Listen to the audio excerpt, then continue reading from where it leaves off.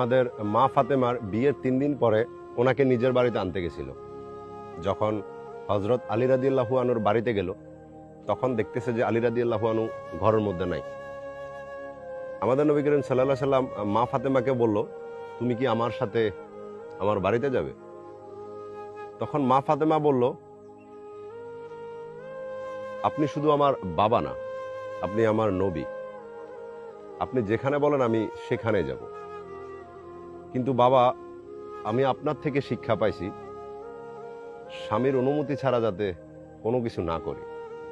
আপনি যদি একটু বলেন, আমি আলী আসা পর্যন্ত অপেক্ষা করতে চাই। এটা শুনে আমাদের নবী করিম সাল্লাল্লাহু আলাইহি সাল্লাম অনেক খুশি হলো এবং নিজের কাঁধাটাকে দেওয়ালের সাথে ঠেকিয়ে অপেক্ষা করতেছিল। যখন আলী আসলো, আসার পর আমাদের নবীকে দেখে অনেক খুশি হলেন এবং জিজ্ঞেস করলেন আসার কারণ।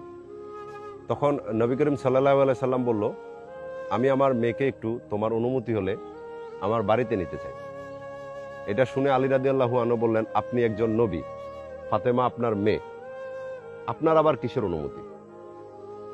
এটা শোনার পর আমাদের নবী করিম সাল্লাল্লাহু আলাইহি সাল্লাম বললেন,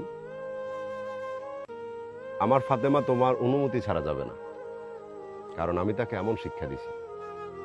আর বর্তমান মেয়েরা নিজের হাজবেন্ডের অনুমতি ছাড়া যেখানে মন চায় সেখানে যাচ্ছে, আবার নিজেকে মুসলিম বলে নবী করিম সাল্লাল্লাহু আলাইহি সাল্লামের উম্মত বলে দাবি করতেছে।